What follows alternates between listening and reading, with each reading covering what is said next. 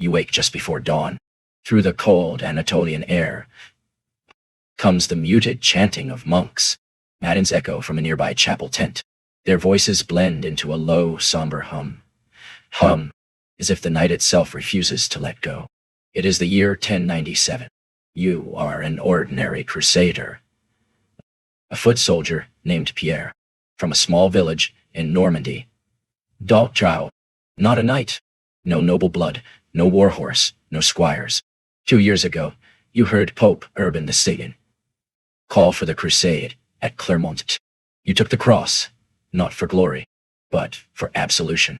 For the brawls back home, for petty theft during lean harvests, for the fear of hell that gnawed your soul like a rat in a granary. This is no heroic dream. It is penance disguised as adventure. And maybe, if God is kind, a scrap of land or a bit of loot. Your bed is a threadbare wool blanket on hard-packed earth. The shared tent reeks of sweat, damp leather, and sharp vinegar. Used to keep the lice at bay. You rise stiffly, joints aching.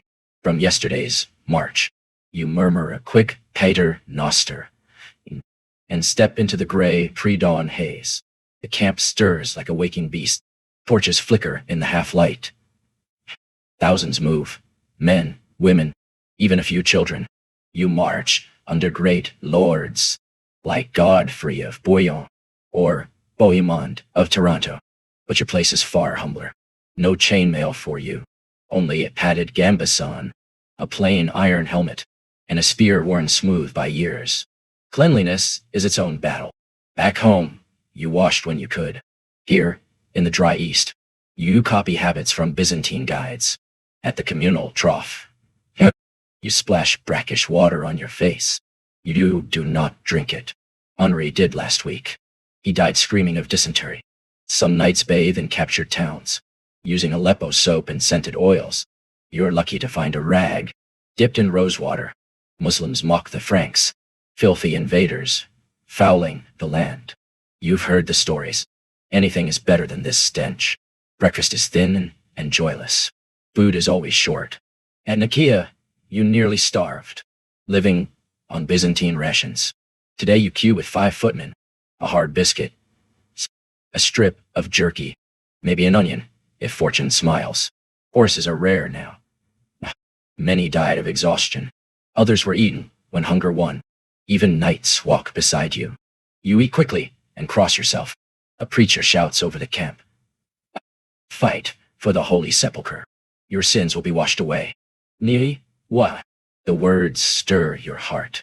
A promise of forgiveness. A straight road to heaven. But doubt whispers softly. The nobles want land and titles. Men like you bleed first. At sunrise, the horns sound. Camp is broken. Wagons are loaded. The march begins again. Anatolia is merciless. Rock tears your boots. Dust fills your lungs. Arrows strike, then vanish. You lock shields, spears forward. Heart pounding in your chest. At Dorylaeum not long ago, you nearly broke. Women mend clothes and tend wounds. Children gather firewood, if any remain. This is your life now. Not a knight. Not a hero. Just one soul marching east, hoping God is still watching. By midday, the army halts. It is the 9th hour, the hour of Christ's suffering. You kneel in the dust and pray. Your lips recite the Angelus, but your thoughts drift home. You see Normandy's green fields, now mortgaged to fund this war. Back west, taxes are crushing. Kings and popes demand tithes to pay for ships, arms, and men. Here, only survival matters. Water is death or life. You sip carefully from your gourd. The water is foul, often poisoned. Typhoid and malaria kill more than swords ever will. Heat claims the weak without mercy. You've heard the tale whispered often. Emperor Frederick Barbarossa, drowned in armor crossing a river. If an emperor can fall, what chance has a foot soldier? On March days, you walk till dusk, 10 or 15 miles if lucky. To keep spirits alive, you sing. Hail the banners of the king. Hymns carry you forward. When legs and faith both falter, locals watch you with wary eyes. Some sell olives, bread, and wine. Others remember earlier crusaders. The People's Crusade came first. Looting, burning, killing. Trust is gone. We swore oaths to Emperor Alexios. But men like Bohemond resent him. Tension simmers beneath prayers. Hatred follows the road as well. In the Rhineland, zealots massacred Jewish communities. They called it holy justice. The Pope condemned the slaughter. You took no part, yet the memory stains your soul. Sieges are far worse. Think of Antioch. 8 months. Winter. Hunger. Pie. You dig trenches. You stand watch through the night. You repel sudden sorties. Food disappears. Roots, grass, leather boiled soft. Horses die where they stand. Rumors spread in whispers. Desperation so deep. Men eat the dead. Morale collapses. Deserters flee in shame. Even great lords lose heart. Why? Then miracles are claimed. A holy relic unearthed. Visions of saints in armor. Why? Faith reignites like fire. You charge, believing heaven watches. Battles erupt without warning. You scale walls with grappling hooks. Boiling oil rains from above. Steel crashes against steel. You thrust your spirit Seljuk armor. Oh! The ground turns slick with blood. Victory brings plunder. Coins, silks, spices. The nobles take most. Still, you may claim something. A dagger, a pouch of dates. At night, camp rises again. A fire. Familiar faces. Thin stew, if supplies hold. Stories are traded softly. Home. Bragging. Mourning the dead. Disease stalks the dark.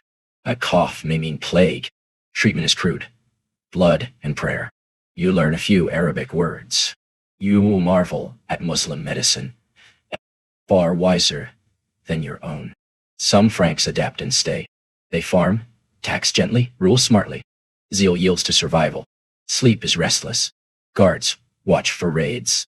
Dreams are broken and sharp. This war has cost everything. Oh, friends lost to arrows and fever. To hunger. To dust. Yet the faith endures. In 1099, Jerusalem fell. Men wept at the Holy Sepulchre. For people like you, this is no heroic epic. It is endurance, penance, faith, and hope God is satisfied. Some return home ruined. Some stay, joining holy orders. Most are never whole again. Later, crusades will fail. Constantinople will burn. Trade will flourish. Europe will change forever. But for you, it is simple. March, siege, fear, a penitential journey, carved in sweat and blood, and an unyielding belief, that God is watching.